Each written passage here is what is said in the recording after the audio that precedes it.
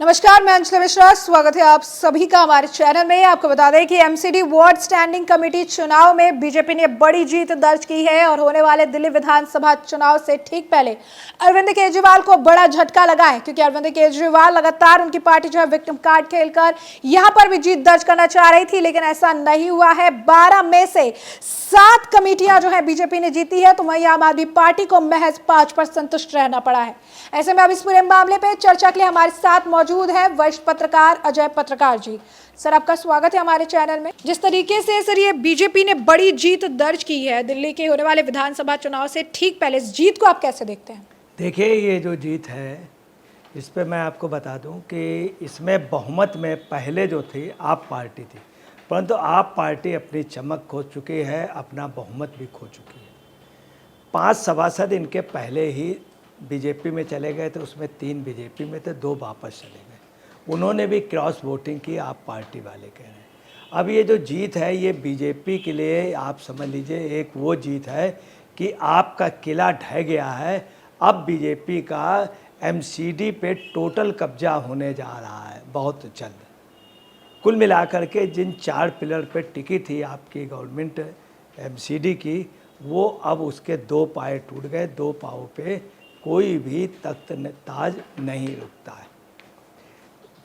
इसके अलावा बता दें, सभी उसमें जोन में इनकी जीत निश्चित थी आपकी, मगर जिस तरह से क्रॉस वोटिंग हुई और खुल करके आप पार्टी का आपके सभासदों ने विरोध किया, वो साफ है आपको नहीं पसंद कर रहे हैं। अब क्या है कि स्टैंडिंग कमेटी में बीजेपी के 7 सदस्य जीत गए हैं, 2 सदस्य पहले से, तो टोटल उनकी काउंटिंग हो गई 9। और इनके जो हैं इनके एमसीडी में 5 जीते हैं स्टैंडिंग कमेटी में, और इनके पास 3 पहले से, तो 8। बीजेपी का 9 है, उनके 8 है। अब समस्या है कि आगे अभी कई प्रपोजल आएंगे, कई विधेयक होंगे। बीजेपी को कोई प्रॉब्लम नहीं रहेगी, चूँकि उनके 9 हैं, उनके 8 हैं। इन सब के अलावा एक सीट वैकेंट है, उसके अभी चुनाव होने नहीं। मैं आपको बता रहा हूँ 2022 से जानबूझ के मेयर शैली ओबेरॉय इसको टाल रही थी, चूँकि जानती थी कि इनका बहुमत नहीं है और ये सदन से बहुमत खो चुकी हैं। अब इनको मेयर पद चला पाना बहुत असंभव है। कोई भी रेजोल्यूशन अगर पास कराना चाहेंगी जिधर 9 बहुमत है उसको होगा, और इनका नहीं हो पाएगा। तो कुल मिलाकर के आपके अभी आप में और ज़्यादा विद्रोह होगा। अब आपको बता दें इसमें कहानी क्या हुई। कहानी ये हुई है कि मनीष सिसोदिया और केजरीवाल के गुट ने अपने कैंडिडेट लड़ा लिए। हकीकत यह है कि बीजेपी से एक अंडरस्टैंडिंग रही है केजरीवाल की पार्टी, आप पार्टी के एक ग्रुप से। बीजेपी ने 3 जगह, जबकि इनके पास ठीक ताकत थी, हालांकि जीत नहीं पाते, कैंडिडेट नहीं खड़े किए। ये बीजेपी का पहला मौका, और आपने नहीं खड़े किए कुछ जगह, जैसे करोल बाग में बीजेपी सेकेंड नंबर रहती, अपना कैंडिडेट लड़ाना चाहिए, परंतु बीजेपी ने आप पार्टी के कैंडिडेट को निर्विरोध जिता दिया। उसके पीछे ये है कि आप पार्टी में गुटबाजी हो गई है। एक गुट बीजेपी के साथ था, तो आपस में तय हो गया 3 जगह हम नहीं लड़ा रहे हैं अपने, 3 जगह आप वापस ले, तो 3 सीटें बाकी में हम लोग लड़ेंगे। ये भी एक समझौता अंदर का हुआ है। अब आइए क्रॉस वोटिंग भी बीजेपी के फेवर में जम करके हुई। और जो सवाल है वो ये है कि जो 5 जीत मिली है 5 सीटों पर आम आदमी पार्टी को, उसमें से 3 पे तो बीजेपी ने उतारे ही नहीं थे प्रत्याशी, और ये जो 5 भी मिली है इसमें से भी अगर आप देखेंगे तो कई सारे उतार चढ़ाव और कई सारी, अगर आप कहेंगे कि आसानी से जो जीत मिलने के पीछे का कारण यही है कि बीजेपी वहां पे टक्कर देने के लिए नहीं थी। अगर बीजेपी वहां पर, अगर आप कहेंगे प्रत्याशी उतारती, तो यहाँ पर कंडीशन दूसरे तरीके का देखने के लिए मिलता। तो दिल्ली विधानसभा चुनाव की तैयारी कर रही है और ऐसे में इन चुनावों में हार का सामना करना पड़ रहा है। किस तरीके से इसे देख रहे हैं? होने वाले चुनाव में कैसा असर इसका पड़ने वाला है? करोल बाग क्षेत्र जो था उस पर बहुत पहले जब राव कोचिंग वाला मामला हुआ था, उसी समय कई सभासद कह रहे थे भैया मुझे इज्जत बचानी है, अपनी मार बचाना, अपना अस्तित्व बचाना है, तो हम आप पार्टी को तिलांजल दे देंगे, क्योंकि जो स्थितियां साफ वो कह रहे थे। जब आप पार्टी ने देख लिया तो एक इंटरनल समझौता कर लिया, और वो एक गुट ने कर लिया। हम आपको बता रहे हैं, आप देखिएगा जल्दी आप पार्टी 2-3 टुकड़ों में बंटने जा रही है, और यही पोजीशन करोल बाग में हुआ, यही पोजीशन सिटी एसपी में हुआ और यही पोजीशन एक जगह, और बीजेपी को भी उन्होंने 2 जगह कुल मिला करके ये रहा कि 3-3 हम लोग आपस में बांट लें, बाकी में आपस में हम लोग फाइट कर लेंगे। अब आपको बताना है कांग्रेस का भी कैंडिडेट एक जगह से खड़ा था, परंतु जानबूझ करके इन लोगों ने क्या किया, सादरा नॉर्थ से कांग्रेस के कैंडिडेट, उसके पास सदस्य ज़्यादा थे, उसको बैठा दिया और आप पार्टी लड़ गई। अब आपको बता रहा है कि दक्षिण जोन में 16 सदस्य थे आप पार्टी के, 16, और बीजेपी के पास 6 थे, मतलब 10 का अंतर। बीजेपी कभी जीत ही नहीं सकती थी, मगर वहाँ पर क्या हुआ है, वॉक ओवर बीजेपी को दिया गया। बीजेपी के 11 और उनके 11, मतलब 16 में 11 रह गए, 5 सदस्य उन्होंने ही बीजेपी को दे दिए। यह है आप पार्टी की अंडरस्टैंडिंग है। उन्हीं के सभासद बीजेपी के चले गए। जब 11-11 दोनों आए तो ये हुआ कि आप टास्क कर लिए, जो भी जीतेगा हम ले लेंगे, उसमें बीजेपी जीत गई।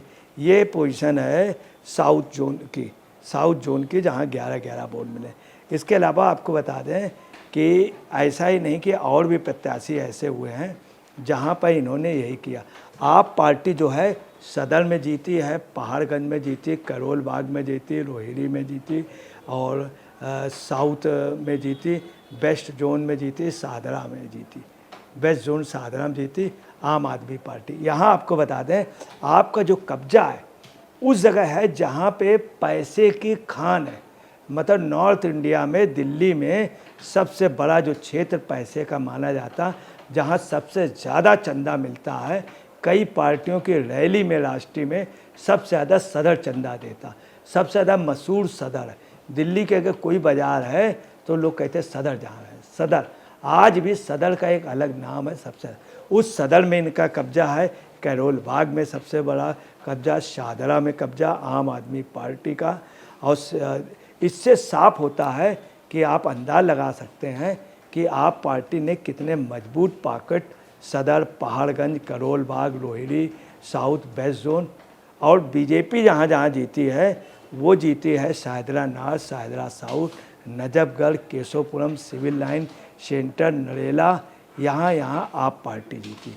अब आपको एक चीज़ और क्लियर कर दें कि सबसे बड़ी बात ये आ रही कि अब कई रेजोल्यूशन पास होंगे। स्टैंडिंग कमेटी के पास बहुत पावर होती, एक तो एडमिनिस्ट्रेशन की, दूसरे जितने भी अकाउंट के वो होंगे बिल, वो स्टैंडिंग कमेटी करेगी। अगर स्टैंडिंग कमेटी पास करके किसी भी मामले को दे देगी तो शैली ओबेरॉय बेकार हो जाएंगे। अगर एक भी सदस्य इनका इधर चला गया तो अंतर हो जाएगा 7 और 10 का। देखिए इसमें जो सबसे बड़ी बात आ रही है कि अब विधानसभा चुनाव आने जा रहे हैं, तो आप पार्टी का और कांग्रेस का मानना कल जिस तरह से कांग्रेस के कैंडिडेट के साथ धोखा किया गया, उसको बैठा दिया गया, उसके बोर्ड ले लिए गए। अब आप और कांग्रेस का एक तो समझौता, वोटिंग जो होगी विधानसभा में, उसमें कतई भी कांग्रेस पार्टी का वोटर आपको वोट नहीं देगा अगर आप मजबूत हैं। कभी कभी ऐसा होता था आप यदि मजबूत है तो कांग्रेस का वोटर बीजेपी है। अब कल स्पष्ट हो गया कि नहीं। दूसरी बात आपको बताना, जो सभासद अभी 5 आए थे उसमें पवन सहरावत और सुगंधा, ये दोनों जो है चेयरमैन बन गए। अब आप पार्टी में रात को मीटिंग में सब सभासद यही कह रहे थे कि हम बेवकूफ़ थे, हमने वोट भी दिया ईमानदारी से, शक भी हमारी पार्टी खा रही और हम कहीं के नहीं रह गए, हमको कुछ नहीं मिले। बीजेपी में जो लोग गए थे उसमें 2 लोग गए और दोनों चेयरमैन बन गए, और दोनों चेयरमैन बन गए और कहाँ से बने, नरेला से और सेंट्रल जोन से, महत्वपूर्ण जगह। अब इन लोगों का मानना यह है कि अगर ये पहाड़गंज और कैरोल बाग, सदर, यहाँ पर अगर आप पार्टी के कुछ सभासद चले जाते वो भी चेयरमैन बन जाते। एक तो ये बात आ गई। दूसरी आप और कांग्रेस की कल टूटन हो गई। कांग्रेस के कुछ गुट के लोग जो केजरीवाल के गुट के थे और खास तौर से आतिशी मालीवाल के, आतिशी मालेना के, उनको टिकट इन्होंने नहीं दिया, संजय सिंह उन्होंने, तो ये भी एक नाराज़गी है। और आप अपनी चमक खो चुकी सबसे बुरा, इतना इनके पास वोट था, इतनी बुरी तरीके से हारना, बीजेपी एमसीडी में बहुमत में आ जाना। अब चूंकि इंटरनल बॉडी में बहुमत में आ गई है तो शैली ओबेरॉय को हर हाल में इस्तीफा देना ही पड़ेगा। तीसरी कैरोल बाग में जो राकेश जोशी जीते हैं, ये निर्विरोध जीते हैं, ज्योति निगम जीती, अंकुश नारंग जीते, इनके बारे में कहा जाता है ये प्रो बीजेपी भी हैं। कोई भी अगर हिंदुत्व क्या उसकी बात होती तो ये लोग बीजेपी से ज़्यादा आगे। हर रामलीला में, हर कार्यक्रम में, राम मंदिर में भी बताते हैं ये सब लोग एक साथ थे। दूसरी यही पोजीशन है सिटी साउथ में, वहाँ से आपका तो ऐसा लग रहा है, लोगों का ये कहना है कि बीजेपी ने कुछ चुप पत्ते रखे हैं, 8 में से 2-3 बीजेपी के हैं। इसमें निश्चित तौर पे 2 बीजेपी में अगर चले जाएंगे तो बीजेपी की संख्या 11 हो जाएगी, ये घट के 6 रह जाएंगे। तो कुल मिला के एमसीडी में जब बहुत ही जल्द ये अंतर, इसका विधानसभा में इतना बड़ा अंतर पड़ेगा कि मेन पॉकेट में हारे हैं। और अगर कहीं नगर निगम इनके हाथ में आ गया तो बीजेपी का गिराफ अपने आप बढ़ जाएगा, क्योंकि लोकसभा में कांग्रेस और आप मिल के लड़े थे, बुरी तरह से हारे। तो विधानसभा में अब ना वो चमक है, ना इनके पास कोई लीडर है। केजरीवाल को बेल भी मिलने का, बेल भी मिल जाएगी। अब आपके कार्यकर्ताओं का कहना है भैया बेल मिल गई थी लोकसभा में, इतना दौड़े प्रचार किया और इनको सहानुभूति वोट भी नहीं मिला, ये सोच रहे थे कि हम उसका फ़ायदा ले लेंगे, वो भी नहीं मिला। तो आपका कार्यकर्ता जान गया कि विधानसभा से हम लोग खत्म हो जाएंगे। जैसा कि आपने अजय पत्रकार जी को सुना, उन्होंने साफ तौर पर कहा है कि जिस तरीके से एमसीडी कमेटी का जो चुनाव था, इस चुनाव में आम आदमी पार्टी को हार और बीजेपी को जो बड़ी जीत मिली है, इसका एक बहुत बड़ा अंतर, बहुत बड़ा फर्क जो है वो होने वाले दिल्ली विधानसभा चुनाव पर भी देखने के लिए मिलेगा, क्योंकि कहीं ना कहीं अरविंद केजरीवाल जेल में बंद है और आम आदमी पार्टी ने पूरी तरीके से विक्टिम कार्ड खेलने का प्रयास किया। लेकिन जैसा कि लोकसभा चुनाव में भी 7 की 7 सीटें ये हारे हुए थे और एमसीडी की कमेटी चुनाव में भी आम आदमी पार्टी को हार मिली है, और कहा जा रहा है होने वाले दिल्ली के विधानसभा चुनाव में भी आम आदमी पार्टी के लिए मुश्किलें बढ़ने वाली है। तो ऐसे में आपने चर्चा पूरी सुनी है, इस पर आपकी भी जो राय हो हमें कमेंट सेक्शन में कमेंट करके ज़रूर से ज़रूर साझा करिएगा। धन्यवाद।